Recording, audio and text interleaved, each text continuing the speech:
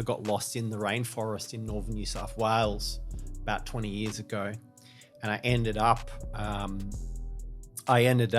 in a riverbank, and it was so dark I couldn't even see my hands in front of my eyes.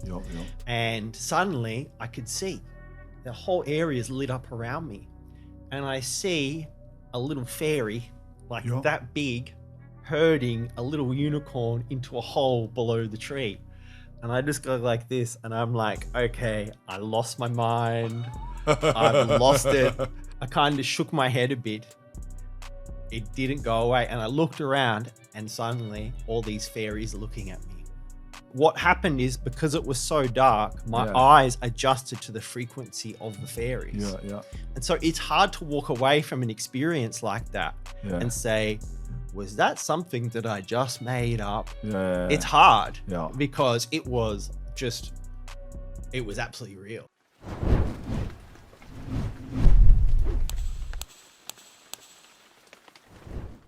All right, keep your third eyes open, strap yourselves in, lads, because today on The Search, we're going on a trip. Today's guest is one of Australia's leading advocates for psychedelic substances. He's an author, researcher, podcast host, and he's the most famous for creating a special herb blend of smokeable DMT called Changa. He's the creator of Changa, right? Which is now a global phenomenon. Today, his main job is facilitating ayahuasca experiences for groups of people. And he joins us today in the studio to help explore and expand our minds. Welcome to the studio. Welcome to The Search, Julian Palmer. How are you, brother? Thanks. I'm really well. Great to be here. Thank you. Hey, so let's right from the beginning, brother. You grew up in country Victoria. That's right. Yep. New Shepparton, New Benalla. Yep. How did this come about, getting into psychedelics?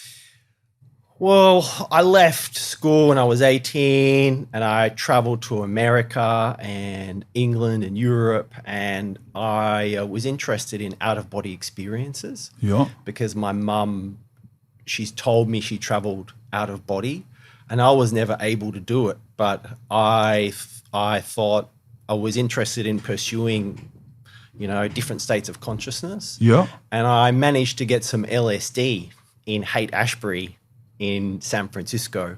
And I took 400 micrograms, just 4 tabs on a bus. That's a lot. That's a lot. Oh, I don't know nothing about it. What on happened? A bus between San Francisco and LA. And I was really, really in it. And I thought I'd see Lucy in the Sky of Diamonds and Yellow Submarines. And it wasn't like that. Time and space shifted, and, everything looked hyper real and distorted and weird. And, really? And then, I explored LSD a bit more when I went to England when I was 18. And I kind of blew my head off a bit with those higher doses, around 400 micrograms.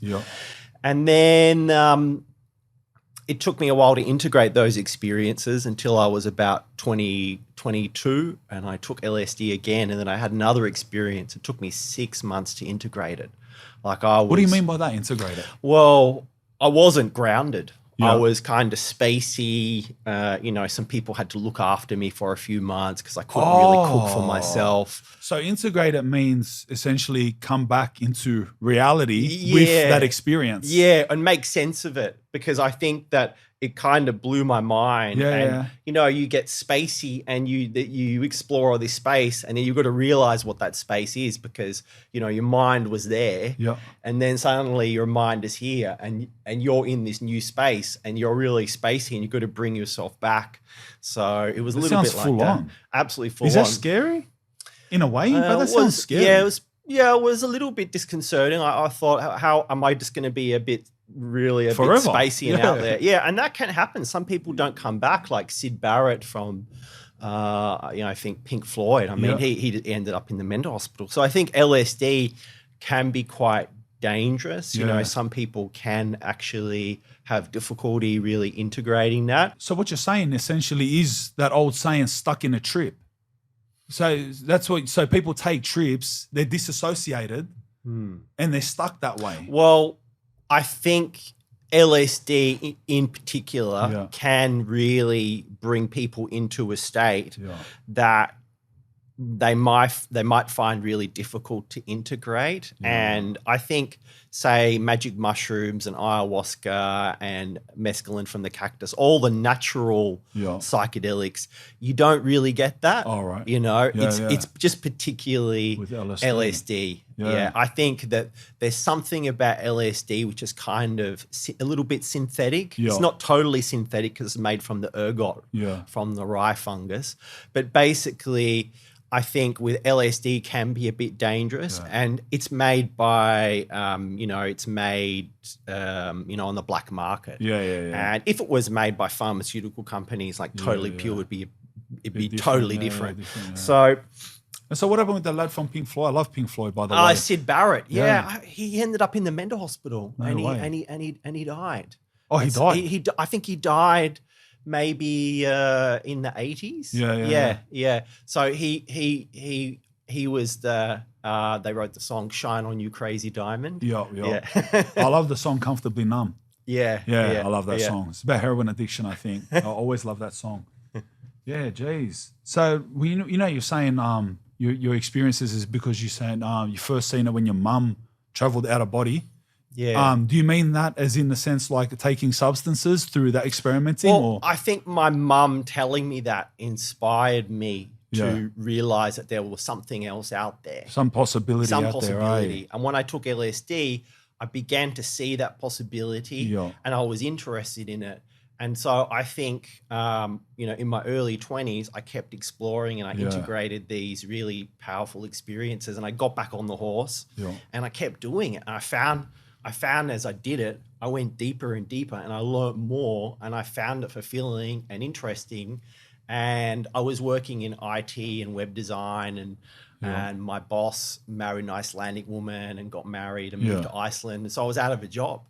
And so I found myself taking psychedelics as a full-time job in year 2000. Really? And I haven't really stopped. Yeah. What do you class as psychedelics? They're the drugs that you mentioned, mushrooms. Yep. Synthetic drugs as well. Is there some of these? Well, there can be. There's like less common these days because China used to be able to pump out legally a lot of these compounds, like DOC, some of the N bombs, for example, which are quite dangerous because if you take a few of them, you can really overdose. Really? They can very cheaply put them on paper because they're active at like 100 micrograms, which is like very, very small amount. And if you take 5 of those, unlike LSD, you take 5 of them and, they're quite dangerous. So a lot of the synthetic psychedelics, I would generally say to people, look, they're just research chemicals. Like you're experimenting on your own body. Whereas psychedelics like magic mushrooms, cactus, ayahuasca, they have a tradition. Native people been using them for thousands of years.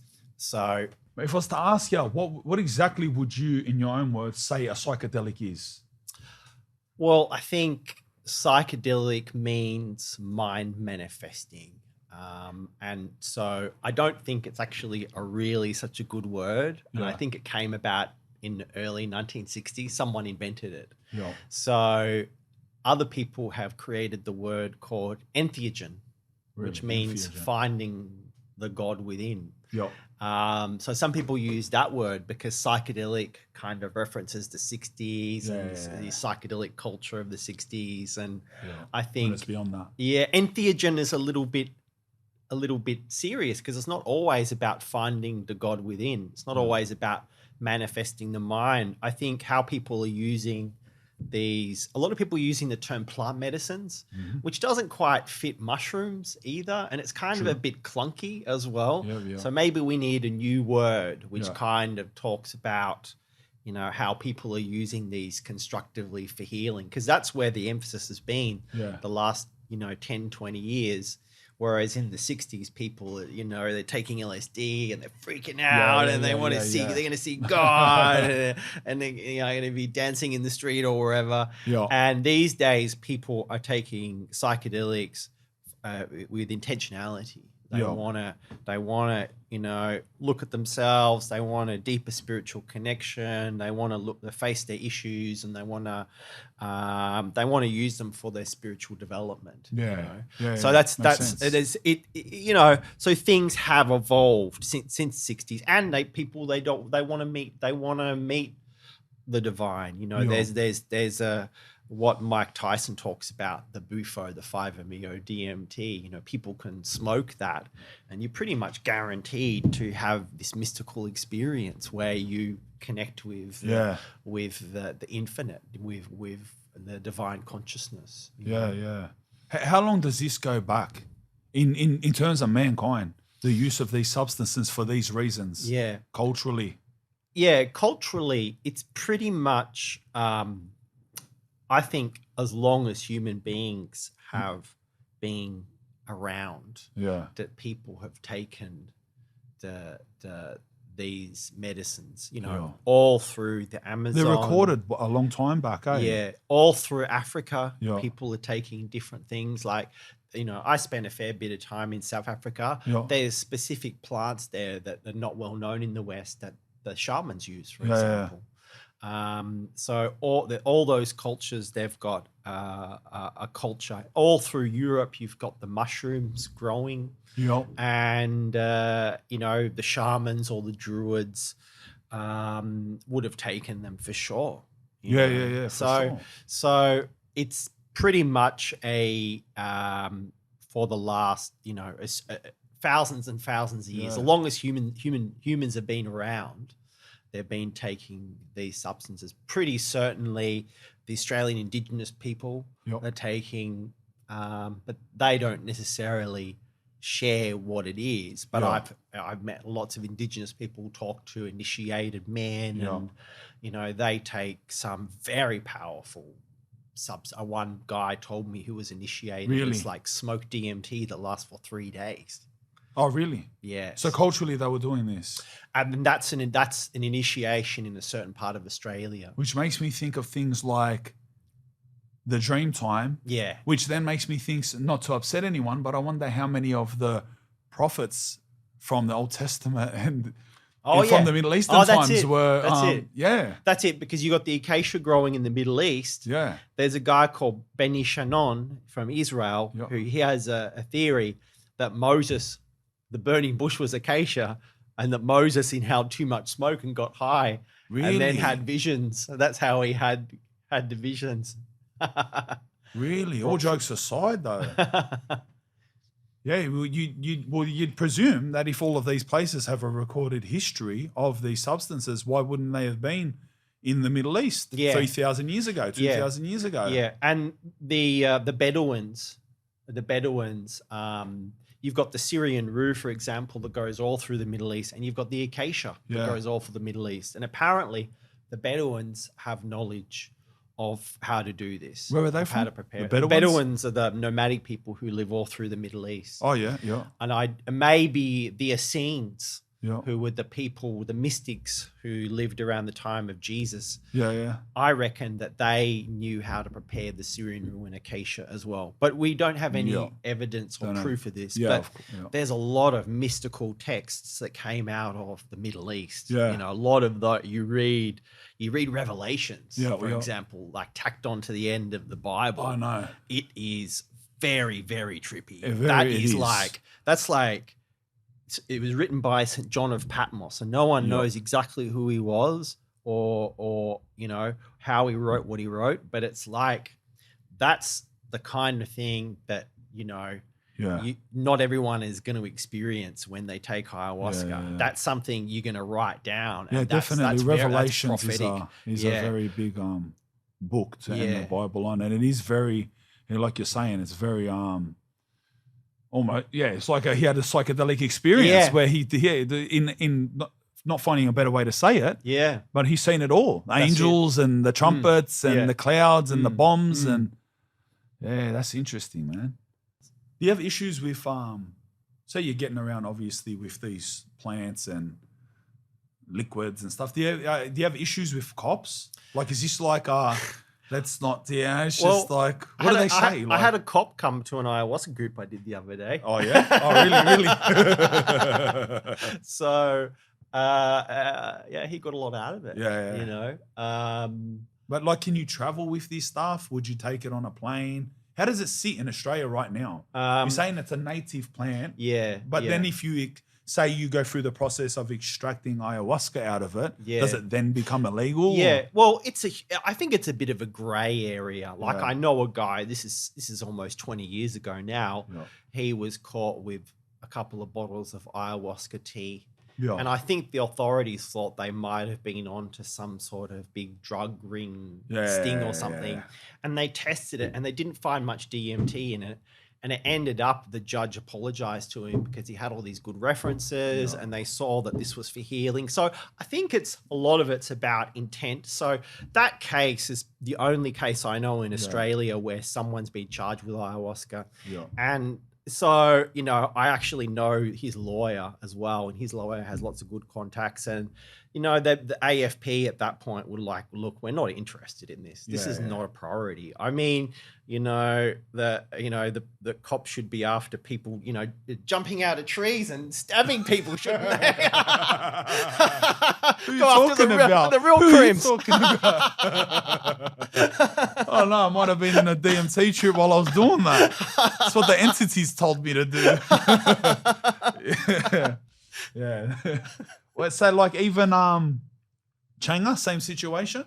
Because Changa's more like, it's more like a Yandi looking thing, it's right? More like a drug. I think people who, you know, there are people around the world making Changa, but they're fairly discreet and they're not like, it's not getting sold with like drugs. You know, it's like people who make it, that's all they make. You know, it's not like a drug thing. They're not making lots of money. They're not, you know, it's not like anything like drugs. I don't think law enforcement is particularly interested in it. You know what I am interested in, and everything that we've talked about is other herbs. Say like this, Tabernanthe Iboga. That's how I say it? Yeah, Tabernanthe Manii. Yeah. Tabernanthe Manii. These types of herbs. So the place so I'm taking Siberian ginseng. Yeah. That's not anything new or revolutionary. No. Rhodiola. Yeah. And like I said before, the lion's mane. Yeah, things like this, I am actually getting into it, and they are very beneficial. Oh, yeah. Yeah. There's a lot of those things. Yeah, there's actually a really good company called Dragon Herbs in the States, and they make preparations out of Chinese herbs for optimal living. So the Chinese have a tradition of taking tonic herbs. So I think people in the West, it's only been in the last 10 years or so that people have been taking herbs like rhodiola and lion's mane also. And it's just, that's getting more and more popular. But in China, people have been taking reishi and cordyceps for a long time. They're mushrooms. Yeah. Have you come across the cordyceps before? I've seen it. At the same place where I get the lion's mane, I've seen another bottle that says cordyceps. Yeah. And so reishi. The native cordyceps, so I've come across a native cordyceps and gone out with a friend picking it. It actually, for people who don't know, the cordyceps is like, what it does is it takes over a caterpillar or another insect. And so you have to dig about this far underground and pull up this mushroom, which is like this long, and then at the base of it you find the cordyceps takes over and consumes the caterpillar. A caterpillar. And so it grows from that. And it grows from the body of it. Jesus. So it's this long thing. And they're worth like $150,000 a kilogram in Hong Kong in the markets. So what about this place that's selling a bottle of the extract for $30? Of the cordyceps? Of cordyceps. Yeah. So it's fake then? Some of it can be a bit weak. If you go out and harvest it yourself, like in Australia, if you know where to go. They're paying that much overseas. Yeah. I've taken the Australian native cordyceps. that's probably the most powerful mushroom I've ever taken. That's a medicinal mushroom. In what sense? Tell me what You can feel it. You can feel it. It's like a psychedelic. You can feel it's like a psychedelic. Oxygenation. It's psychedelic in nature. You feel oxygenation. You feel well-being. You feel clarity. You feel mental acuity. Things look a bit clearer. Yeah. So the native Cordyceps gunnii is probably the most powerful mushroom I've taken that's not psychedelic. Yeah. Can you overdo it with these? I'm not talking about these powerful psychedelics that we said before. Obviously, you can overdo it. But say things like lion's mane, chaga. Say I'm taking that right now, and then you've like almost sold me on the cordyceps. So I feel like going tomorrow, adding cordyceps to my droplets in the. Is there like I end up taking like 15 different droppers? Is it like, no, you shouldn't be doing that? You should find out specifically one that helps you? Yeah, you should find out what helps you. Yeah. I think, I think there are people taking a shit ton of vitamins and supplements every day. That's never been my tendency. Yeah. But I think you find what works for you. But I think the issue with cordyceps is most of the cordyceps you buy is actually not that great. Yeah, well, I can imagine if it's that expensive. Yeah. The quality is variable. Yeah, for sure. And then some of it is amazing, but I mean that's with a lot of these herbs. A lot of them are not going to do that much. Yeah, you really want to focus on the ones that you're really feeling something like the lion's mane. Like I know when I take lion's mane, I'm sleeping a lot less. Yeah, you feel a lot honestly clearer. The way I explain it, it's like a peak from a drug, but without the actual physical peak. It's like your mouth doesn't go dry. You can sleep, you can eat, like you're normal, you're slow paced, but your mind, it's just so fast and sharp in a way that isn't like yuck, like drugs. Yeah. Just so fast. Like I'm already like an over talker, but when I have these things, it's just like, I'm like, and it's not babble. It's like you know what you're saying. It's really powerful. Yeah. Like imagine how many people like use these things as performance enhancing things and have for a long time. Yeah. Especially people that are into like digital things. You know what I mean? Gamers, for example. Big things for gamers, I'd say. Yeah. Yeah, there's all kinds of things like paracetam and aniracetam and what are they? Oh, they're nootropics. There's all kinds. So all these things are called nootropics. Nootropics. That's like smart drugs. Smart drugs. You can take DHEA and L-tyrosine and all kinds of things. But I personally stick with the plants, the mushrooms. Yeah, is the specifically those ones? Yeah, the natural ones. To MDMA to a certain degree, and MDMA and psilocybin mushrooms these days are very much in the spotlight because science is finding they are beneficial for treating PTSD, treating depression. I've actually seen that. I've seen microdosing, it's called. Well, there is that. There is the microdosing. I think there's been a little bit of scientific research go on about microdosing where they're actually finding that microdosing is not as good as it's cracked up to be. Really? Yeah. I think people who are into psychedelics like myself were a little bit skeptical about microdosing because we're all about the macro dose, which is, taking the bigger dose. A lot of people having the more moment. That's right. That's right. And I think a lot of people are microdosing. They're taking little bits of LSD so they can perform better in the corporate environment. Oh, really? Yeah. That's like where a lot of it's coming from because a little bit of LSD, like, 1/10 of a tab or something like that. You will have an enhanced performance. I heard that about mushrooms too. Psilocybin, taking 1/10 of the normal dose. That's right. It's a whole cognitive change. Like you're seeing things you wouldn't usually see in different ways. Well, it's the idea with microdosing is a subperceptual, which means you're not going to feel it. Yeah. You're not going to have, you'll be able to drive your car, you'll be able to work, but it's going to do something in the background. And hopefully you're going to feel a shift. I think a lot of people are microdosing mushrooms now for depression. Yeah.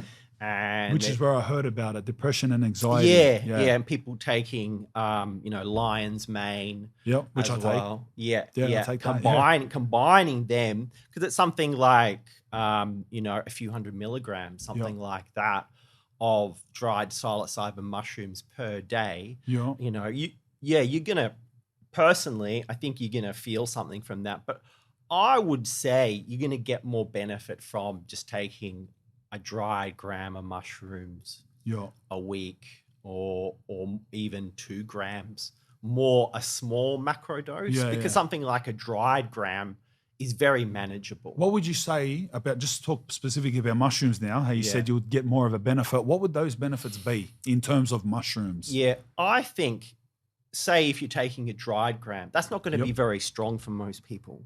You're not going to be, having visions, or you're not going to be really that entering much a different realm. Yeah, exactly. But you're gonna see things a bit differently. You're gonna see have a bit more clarity in your vision. You're going to kind of have an enhanced awareness.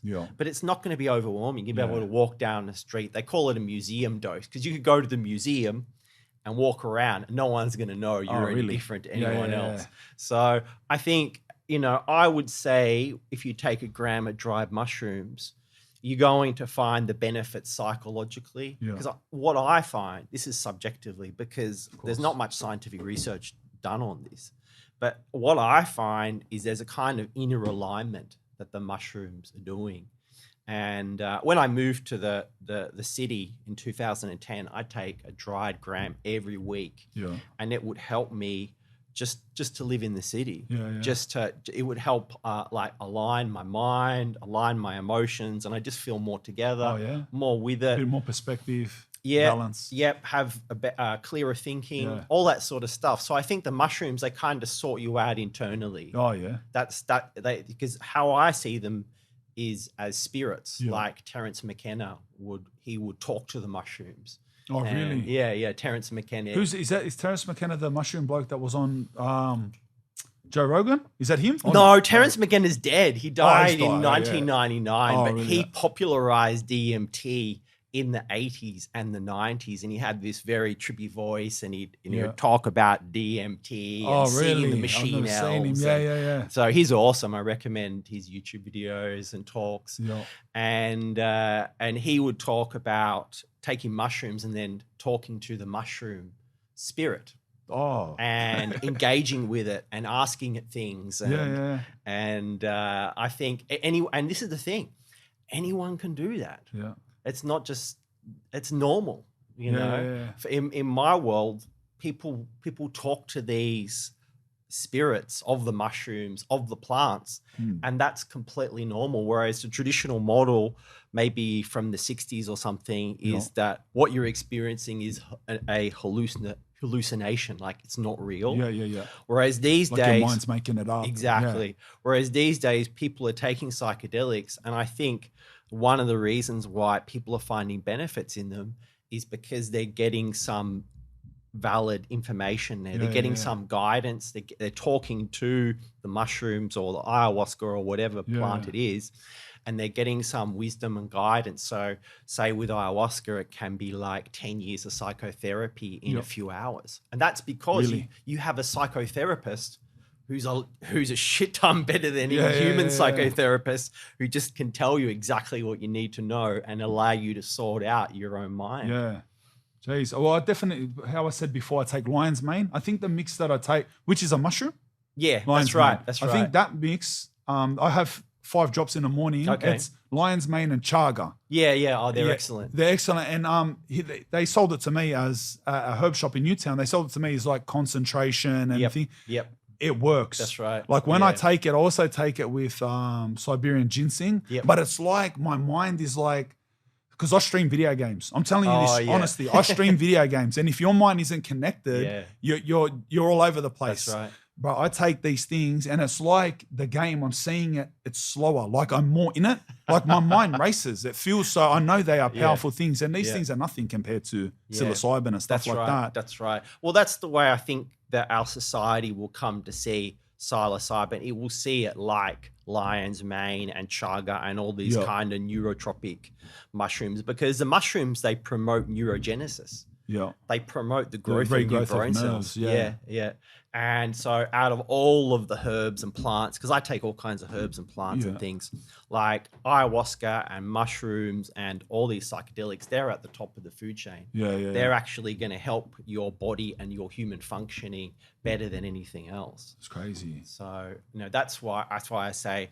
Tell me some of the things you take. So you just said you take the herbs and stuff like that, because you obviously go into a herb store. Yeah. Well, surely they can't all do something, right? Some of them have to be. Well, like what do you know to be good? Oh, there's so many. Well, I took some tea today from a plant called Epilobium Parviflorum. All right. Which is there's only 2 well-known herbs for the male prostate: Saw palmetto and Epilobium Parviflorum, and it grows in Europe. Palmetto. I've heard of that. Yeah, but this is not well known. So it's a tea for the prostate, which is like, the prostate is like the male womb. Yep. And it's very significant to the male. Yeah, to the male functioning. Oh, that's it. 100%. Where do I find this? Where do I find this tea? Yeah, geez. So how did all of this get into DMT? So obviously, honestly, the first thing I heard about you when my manager said there's this interesting guy, Julian Palmer, he is the man who created Changa. How did you get into DMT? How did that come about? Well, when I first smoked DMT, it kind of changed my life. Like, I think a lot of people find that it just like a little lock has turned, and I found that a week after I had DMT, everything looks really clear and bright and defined. And then a week after I smoked DMT, I found magic mushrooms in the field for the first time and started taking them. And at that time, this is in 1999, not many people really into this. It was almost invisible. It's cool lately. But Exactly. You're well ahead of your time. There definitely was no Joe Rogan presenting that. No one knew about it. It was like a mythical thing. Yeah. You maybe find out about it on the internet. But you could go to a festival in Australia and you wouldn't find anyone with DMT. So I had some good contacts, and via synchronicity and chance I met the right people, and I started doing it, and I started taking it orally, which is like an Australian version of ayahuasca, because in Australia we have the acacias that contain DMT. So people extracting the DMT. And so ayahuasca is the plant that contains DMT? No, ayahuasca is a vine that comes from the Amazon, and you make a tea from the vine, and they add plants that contain DMT to the ayahuasca brew. Okay. So it's like a vine, and then they add leaves from other plants that have DMT in them. And the ayahuasca assists in extracting it, or? The ayahuasca is like technically an MAO inhibitor. So if you just eat DMT by itself, it won't do anything. Oh, okay. So you need to have the ayahuasca to actually activate the DMT. All right. But Terence McKenna, who's done more research than anyone else on ayahuasca, he says he researched and made clear how ayahuasca works pharmacologically. He said how ayahuasca works is a complete mystery. Yeah. Because like what I said, ayahuasca, Terence McKenna is Terence McKenna's brother, and ayahuasca talks to Terence McKenna. Yeah. And he takes ayahuasca regularly, and he will have dialogue, and he's open about talking about that. And admitting that, even though he's a highly regarded scientist. Yeah. So basically, in the ayahuasca world, ayahuasca is considered like a plant spirit. And when people drink ayahuasca, they will experience talking to the ayahuasca spirit. The ayahuasca will do healing work with them. And, they will feel... So these are this is Native American culture. Yeah, native Amazonian culture that the ayahuasca comes from. Yeah. Pretty much a lot of tribes in Amazonia, they use ayahuasca, not all of them. And they traditionally use it for their shamanism, for their healing. Some tribes, I've met people who've taken it with the tribes. They'll take it during the daytime. The whole tribe will take it. And they'll have a party in the forest. That's it. They'll just be enjoying being together in the forest. Can you tell me, see how you said before the first time you had DMT and you had that experience, and I hear people say that a lot. can you put into words exactly, you know, this, so you say you had DMT and then the whole world was different. Like you just seen things different. Yeah. Can you be definitive on that? Like, you know, like, yeah. I know it would be hard to put into it's words hard something to like that. It's hard to explain. Well, that was, I guess, the first time I did it. It wasn't that strong when I first time I did it, and I saw colors and, you know, kaleidoscope vision, and I had this. Oh, you had that. You had that. Those things. Yeah. But when I went into it further and I smoked it further, I would go into other dimensions. Yeah. And again, this is completely normal for DMT that you go into other dimensions. But the problem with other dimensions is the other dimensions are so big that when you come back, you can't remember so much because we're just living in this narrow bandwidth. But I think the advantage to this experience is you realize that there's something more out there, you know, whereas religion, you know, has traditionally told most human cultures that there's something more out there. A lot of us in this day and age, we're not religious. And I wasn't particularly religious. But when I smoked DMT, I realized that there was a lot more to this reality, that there were many dimensions, that this was just a tiny, tiny little part of a huge continuum of reality, you know? So just realizing that, I think that's healing and beneficial in itself, because DMT told me, don't worry about all this. Because I was previously like, I want to explore the dimensions. I was like, no, this is your life. Make the most of your life that you have and live your life. You're completely right. Even if it was just, that's a big dose of perspective. And when you put your life into perspective, especially how small we really are in this infinite time, that is a big lesson itself. Oh, yeah. Bro, these experiences, they're scary to me, bro. Like, honestly, you know how you're like, someone, like if you put DMT in front of me right now and told me to have it, I would not have it.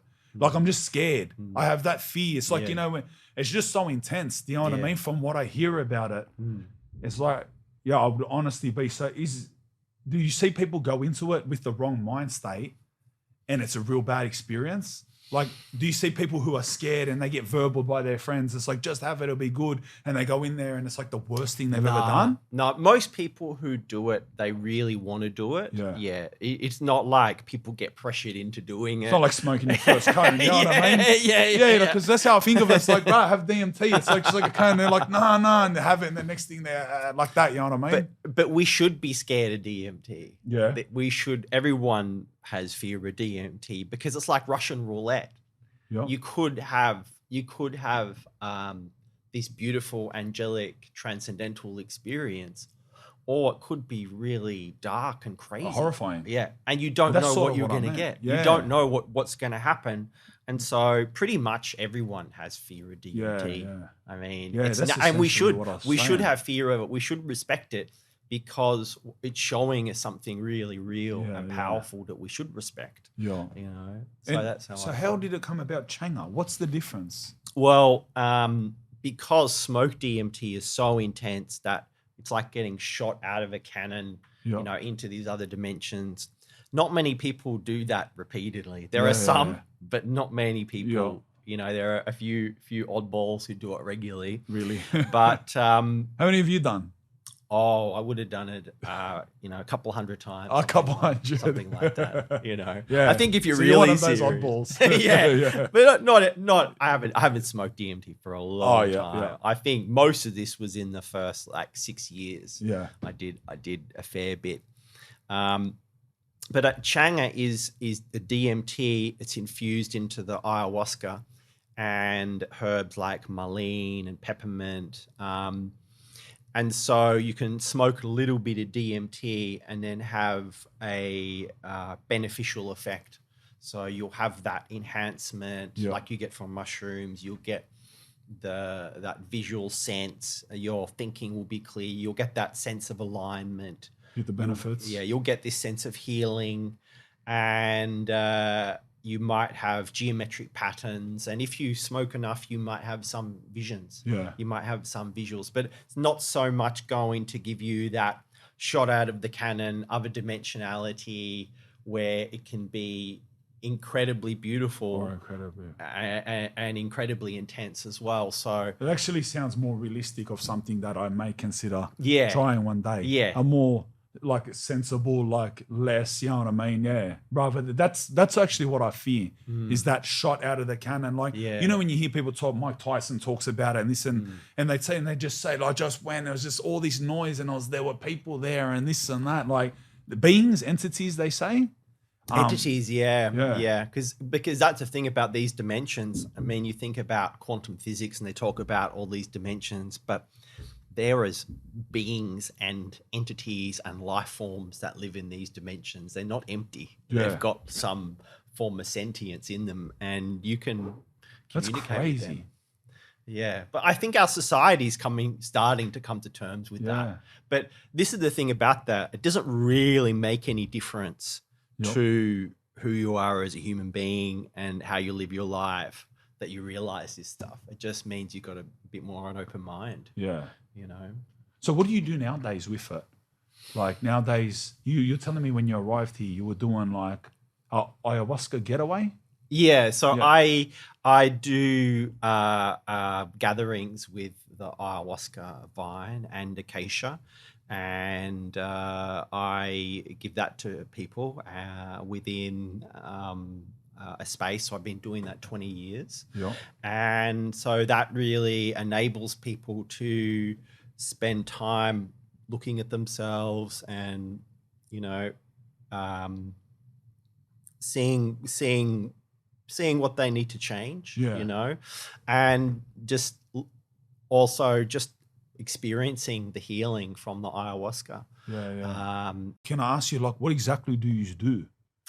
Pretty much, I personally try and do as little as possible because a lot of people who are doing this, they try to do too much.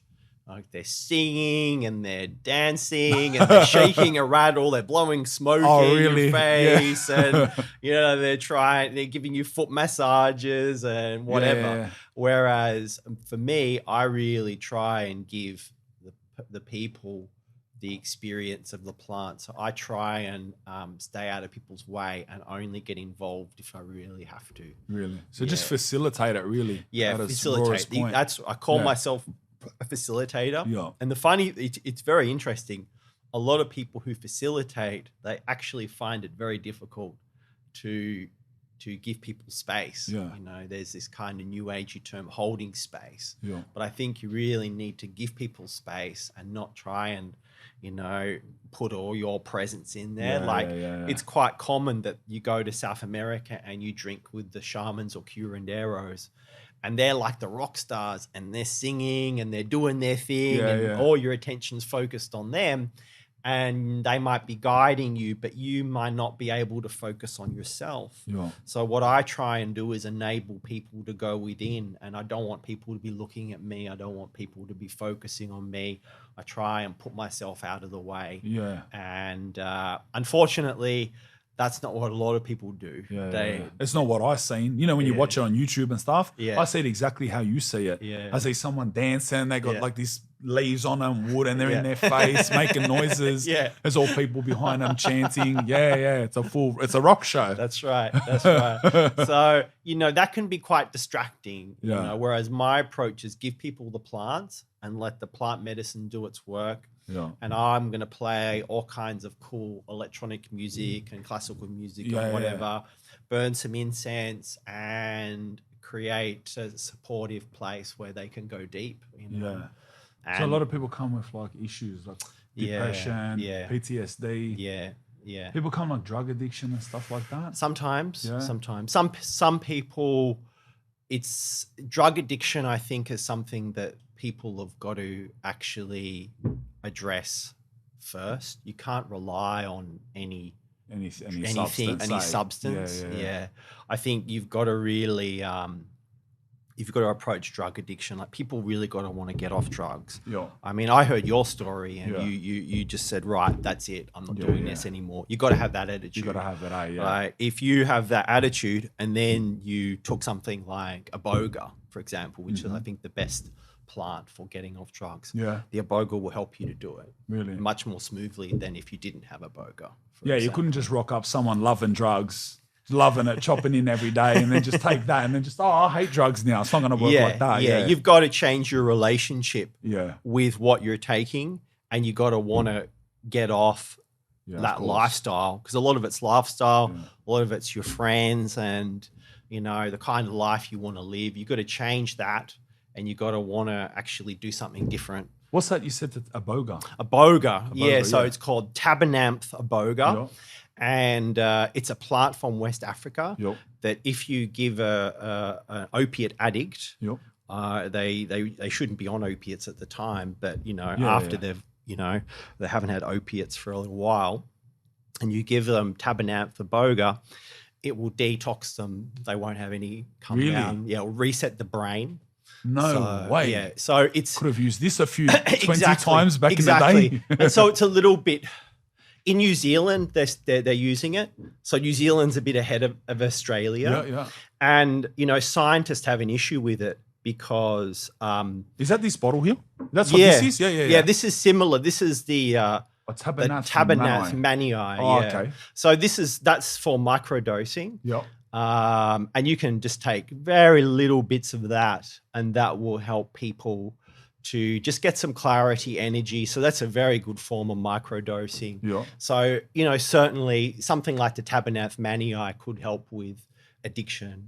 But again, you gotta want to get off it. The plants will help. And, I think like anything in life, eh? I think, governments are a little bit wary about the Tabernanthe Iboga because, and scientists as well, because they're like, we don't understand how it works. They know it resets the brain. They know it gets people off opiates, but it's like, people have these visions where this, big black African spirit talks to people and says, all right, talks to them about their childhood and what they actually might have gotten wrong in their life. And it I can imagine they'd be pushing back on something like that. So it's quite confronting to the scientific paradigm, because scientists, top neuroscientists trying to understand Iboga. They can't understand how it works, because it's like a superior technology. It's like, what is it? Arthur C. Clarke said that any superior technology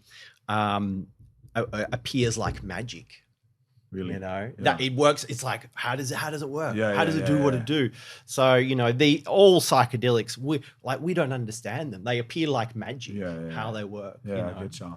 These ayahuasca getaways that you're doing, or you've just done, this is what people travel to, like Peru and stuff for. Yeah. So there's a little culture in Australia of people.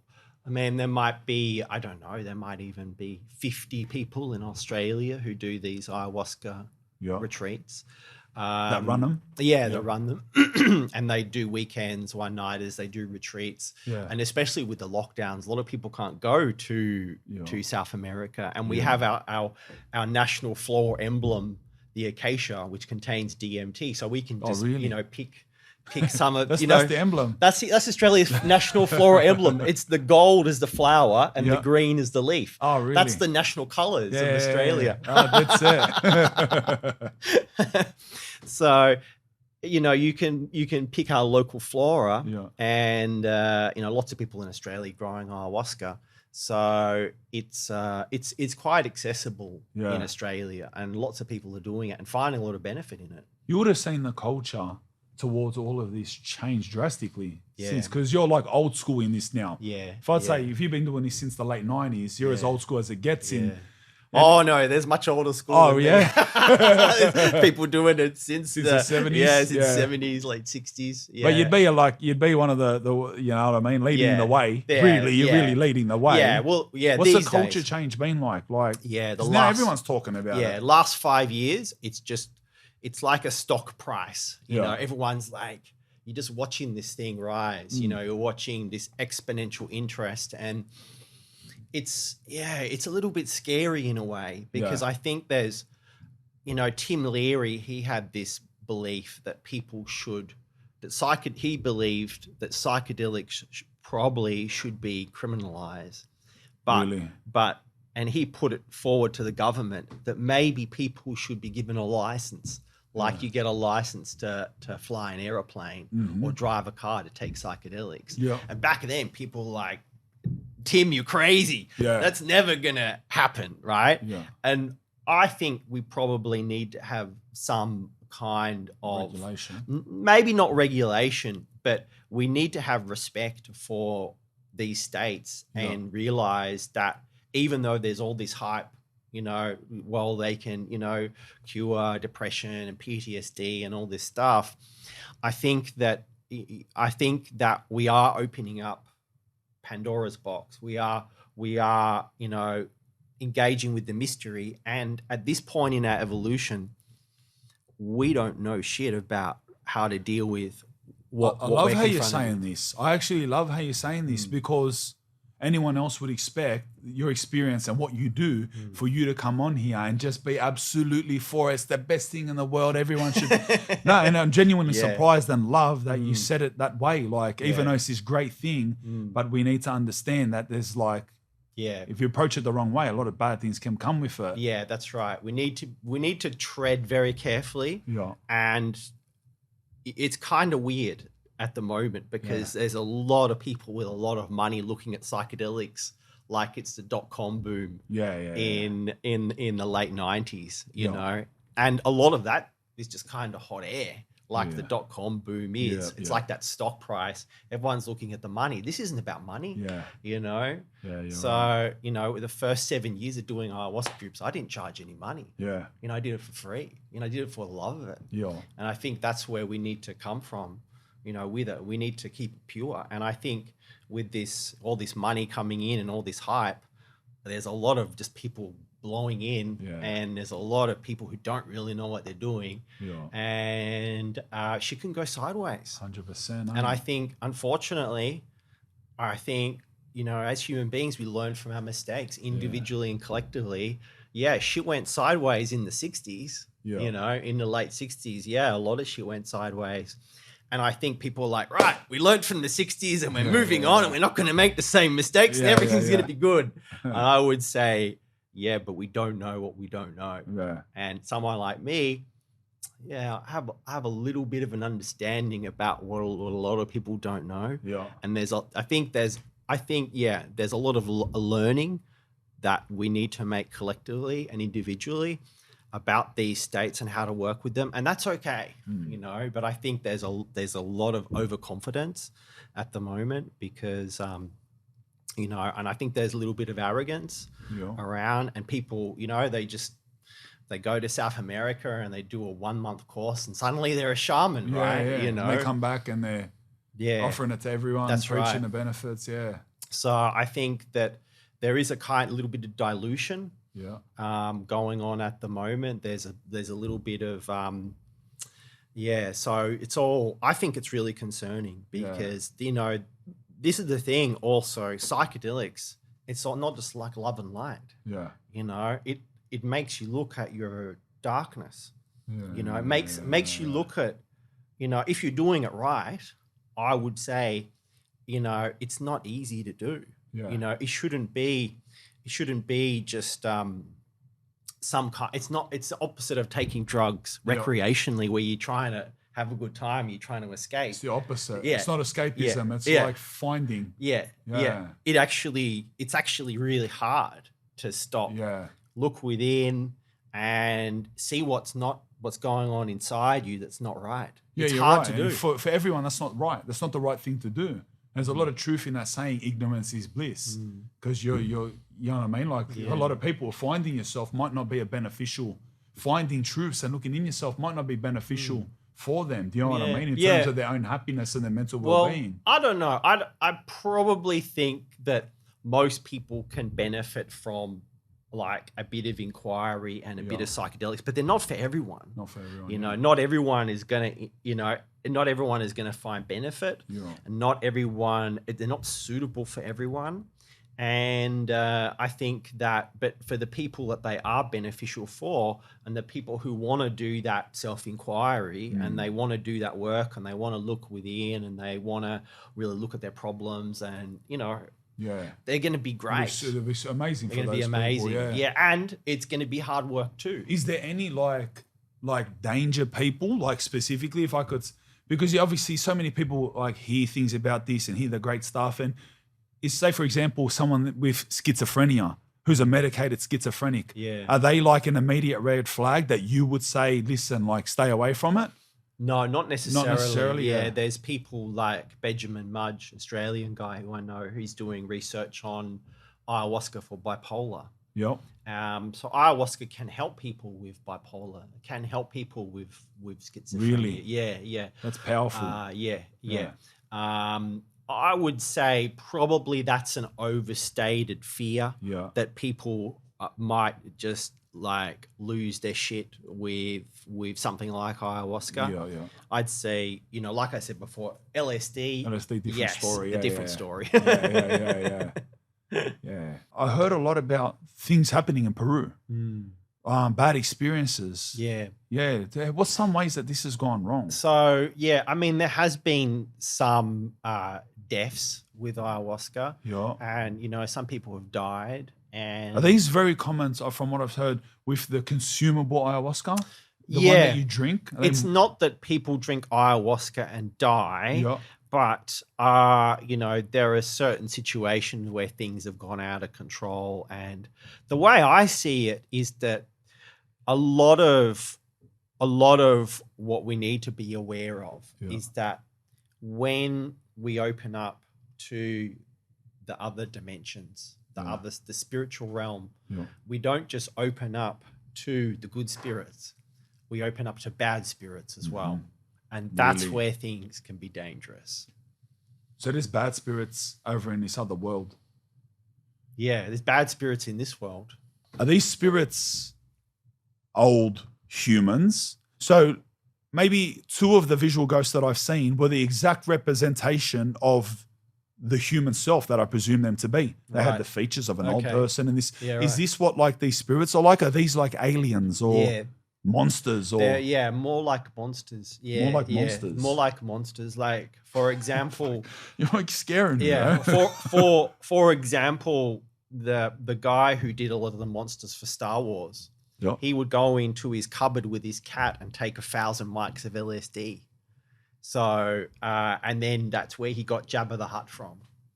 The big slug looking thing. Yeah, and all those creatures out of Star Wars. So that's where he got those. So the guy who did Alien, H.R. Geiger, he said people think that I am drawing from fantasy, but actually I am depicting reality. Jesus. So this is how I see the world. Is I see that there are these creatures who coexist with humanity and cause humanity a lot of problems. That's how I see the world these days. Really? Yeah. It's a big statement. I'm scared. If that's the exact representations of the thing they're seeing, they're horrible. Why do they look like that? Yeah. Well, I think the way I see it, I think that they can influence us in negative ways. And I think that, for example, I think that when people get migraines or cluster headaches, for example, which are very inexplicable and fascinating, like when you get cluster headaches, you wake up every day and at 10 a.m. on the clock, you get incredible pain, incredible suffering. So I don't see that as being something that just happens. Like medical science doesn't understand what cluster headaches are and why they happen. The only thing that works for cluster headaches is psychedelics. But even then, doesn't necessarily do the job. And we don't know why psychedelics can work for cluster headaches. But I see cluster headaches as being a literal attack from these entities. And I see, people talk about panic attacks and anxiety attacks. I see these as attacks. I don't see this as something that people are doing to themselves. So I think this can be a very liberating idea when you realize that you're actually not doing this to yourself. There's an etheric parasite creature who is doing this to you. And that's very liberating. Which is going like Christianity, exorcisms. Exactly. The Muslims talk about jinn, which is a representation of what you're saying. Yeah. All cultures, all traditional cultures. Yeah. And whereas our culture is like, they're all stupid. They don't know what they're talking about because we've got science. And anything that science can't explain just doesn't exist. Yeah. So on the whole other side of the spectrum, you believe in angels? Yes. Yeah. There's angels out there in this world too? I've only seen one angel. Please tell me. And it was a big blue angel, huge wings. It was totally impersonal, and it had a trumpet. Yeah. And it wasn't like a lame trumpet. It was like it went like that, and it was if it was much louder, I felt like it would have exploded. No way. It was that strong, and it was going gently with me. If it just had gone a bit louder, it was really intense. Massive, like a building, like would have in the sky above you. Wingspan, maybe like the width of this room, like twice as 10 feet or something like that. Glowing blue. Yeah, glowing blue. Yeah, very impersonal. It's not like you could really talk to it. Yeah. So I've talked to other people who've seen angels. And it could see it was focusing on you. Yeah, it was focusing on me. It was doing a flyover. So and it played a trumpet for you. Yeah, and crazy. I've seen demons as well, but not many demons. Are they is a video game representation of a demon, correct? Well, this is the thing. Like I said, our culture, I think, is very good at depicting and representing a lot of what is actually I would consider real. Yeah. For example, when I got lost in the rainforest in northern New South Wales about 20 years ago, and I ended up in a riverbank, and it was so dark I couldn't even see my hands in front of my eyes. So I was just blindly walking along, didn't really know where I was going, and for a few hours, and then I ended up walking up the side of the riverbank, and I saw this huge old growth tree, which is like 30-40 feet wide, and suddenly I could see the whole area is lit up around me. And I see a little fairy that big herding a little unicorn into a hole below the tree. And I just go like this, and I'm like, okay, I lost my mind. I've lost it. I'm never coming back. I'm not just lost. I've lost my mind. But I kind of shook my head a bit. It didn't go away. And I looked around, and suddenly all these fairies are looking at me. And they look exactly like little Disney fairies. Yeah.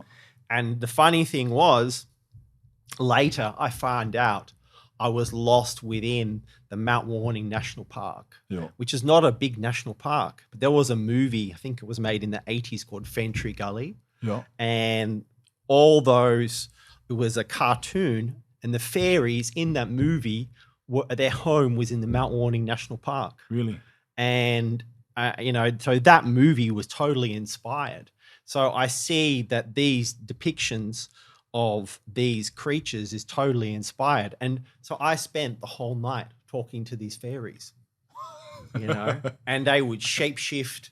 They would, I'd sing and they'd dance, and, really? They'd light up, and they showed me the way out of the forest. They led me out of the forest.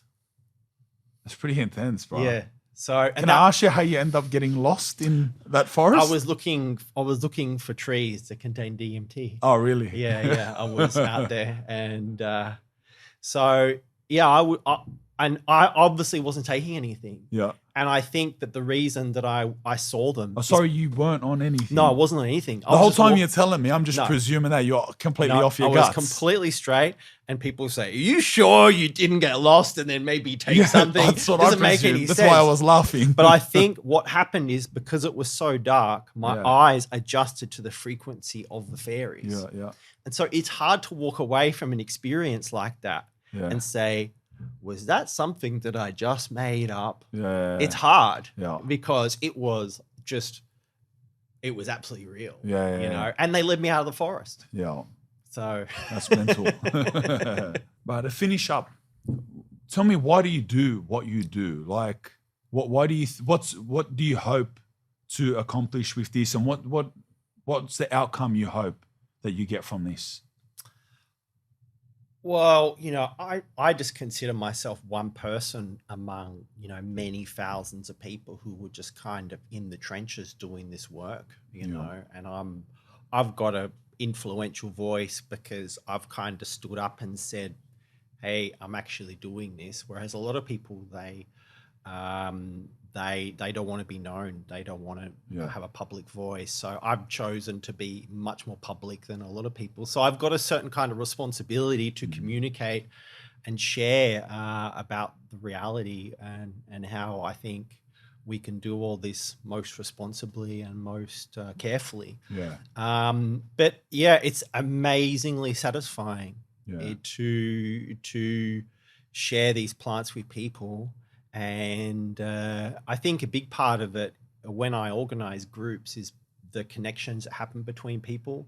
And a lot of it is the intersocial healing. People, when you bring people together for the excuse of taking these plants together, whole new friendships, social circles can form, and it becomes a culture. So I think I've been focused on trying to create culture because in Australia, a lot of people might try to replicate or mimic what people in other cultures are doing. I've just been trying to create a new culture and do something, do it how I think it should be done and the right way.